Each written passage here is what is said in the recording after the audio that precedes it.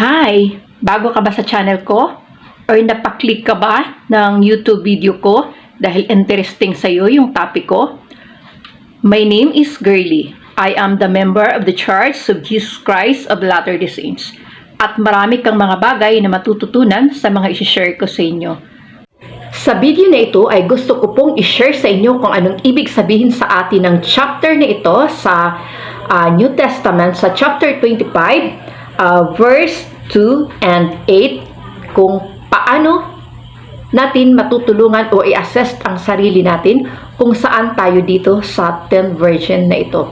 So bago ko ibigay sa inyo yung mga bagay na uunawaan ko dito, ay hingin ko na rin sa inyo, brothers and sisters, na i-like at i-subscribe din ang channel ko para sa mga video na i-upload ko. Nag-a-upload po ako ng mga video patungkol sa mga bagay na uunawaan ko bilang isang membro or bilang isang disipulo ni Jesucristo ng mga banal sa huling araw. So sa kwento na ito ay gusto ko pong i-share sa inyo kung ano ang ibig sabihin o ano ang ibig ipahiwatig sa atin ng kwento na ito na gusto ibigay sa atin ni Jesus Christ. So tayo bilang mga member ng simbahan, or ako bilang member ng The Church of Jesus Christ of Latter-day Saints, ay alam natin na ang salvation ay makakamta natin sa pamamagitan ng pagtiis hanggang wakas. Kung saan ibig sabihin yung pagtiis hanggang wakas ay ang pag-stay natin sa covenant path na meron tayo. Na kung minsan ay nakakaranas tayo ng iba't ibang mga pagsubok. At yun ang nagiging dahilan kung bakit lumalamlam yung testimony natin at mawala or humina yung pananampalataya natin. So sa mensahe ni Jesus Christ sa chapter na ito ay sinabi niya kung paano tayo maging prepared. So, sa panahon natin ngayon ay tayo yung tinatawag na nasa last day. At sa prophecy ay sa panahon natin ngayon hinihintay yung pagdating ni Jesucristo. At syempre, alam natin na sa ibang mga usap-usapan ay maririnig natin na inaantala ni Jesus Christ yung kanyang pagdating. So alam natin yung reason kung bakit hindi pa si Jesus Christ dumadating. Dahil alam natin na gusto ni Jesus Christ na yung kanyang gospel ay maipenetrate sa lahat ng dako ng mundo para marinig ng lahat ng anak ni Heavenly Father yung gospel, para ito ang magsilbing patotoo sa paghuhukom sa darating na araw. At maiisip natin na bakit ang tagal ni Jesus Christ? So ang iba sa atin ay naiinip na mag-antay. So sabi nga, patience is virtue. So yung patience natin na yon ay laki pa natin ng ating lamp ay magkaroon ng maraming oil.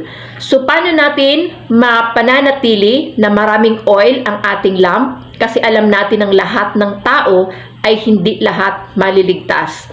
At dito sa parable na ito, ay kumbaga, sa 10, ang kalahati ay makakapasok, ang kalahati ay hindi. So, paano natin mapapanatili yung lamp natin na maraming oil? So, alam natin sa commandment ng Diyos ay bilang isang mga mananampalataya o bilang isang disipulo ni Jesucristo ay kailangan natin gawin yung good example ni Jesus Christ.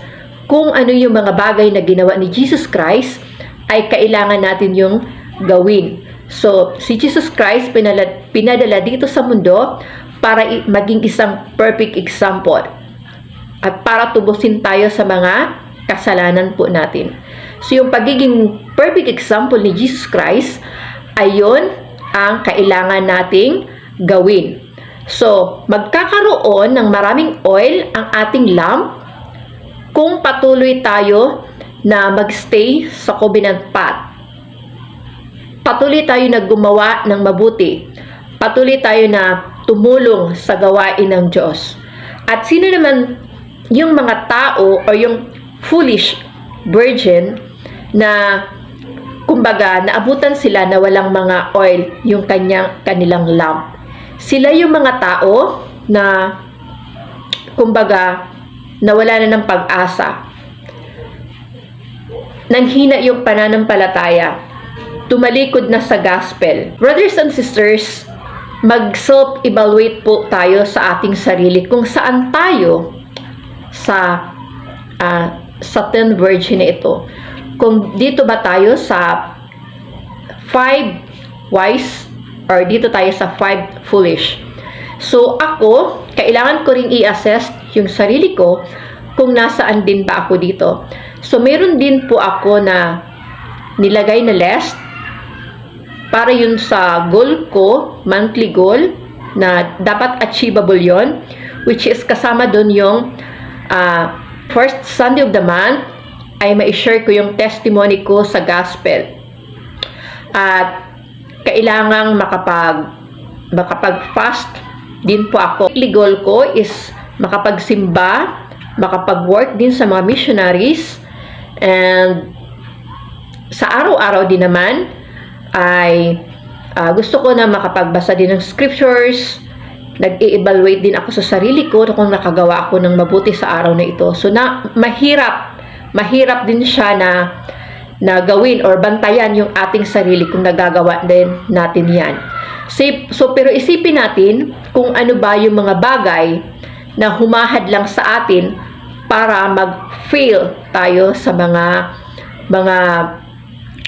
goals po natin. So, tayo mismo sa sarili natin ay nahihirapan tayo na i-achieve yung mga goals natin kasi maraming mga distraction na humahad lang sa atin. So, di ba po? Maraming mga distraction kasi sa araw-araw marami tayong mga ginagawa.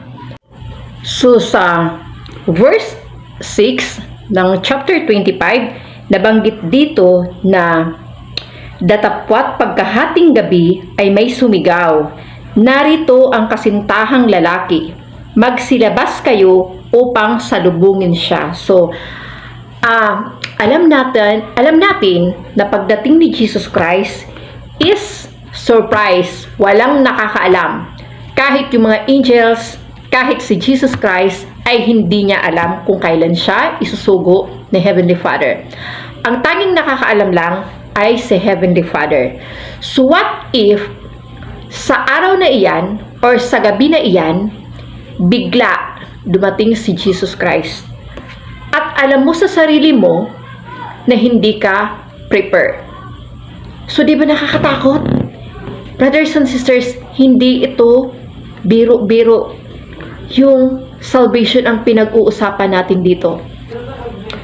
So, isipin na lang natin na lagi nating ilagay sa isip natin na bukas na si Jesus Christ darating.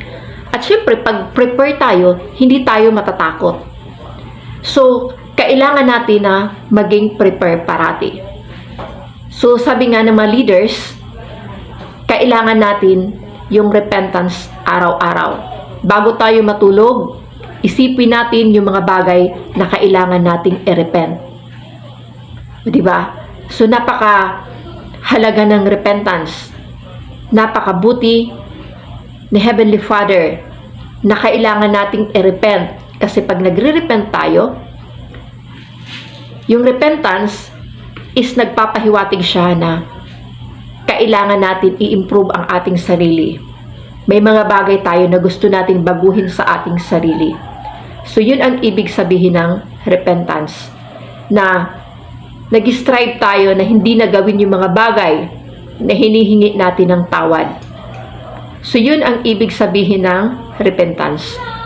So, brothers and sisters, kung may natutunan po kayo sa video na ito, ay paki-subscribe at paki-click na rin ng notification bell para mas ma-notify din kayo sa mga bagay na gusto ko pong i-share, sa mga bagay na nalalaman ko tungkol sa Ebanghelyo ni Hesukristo.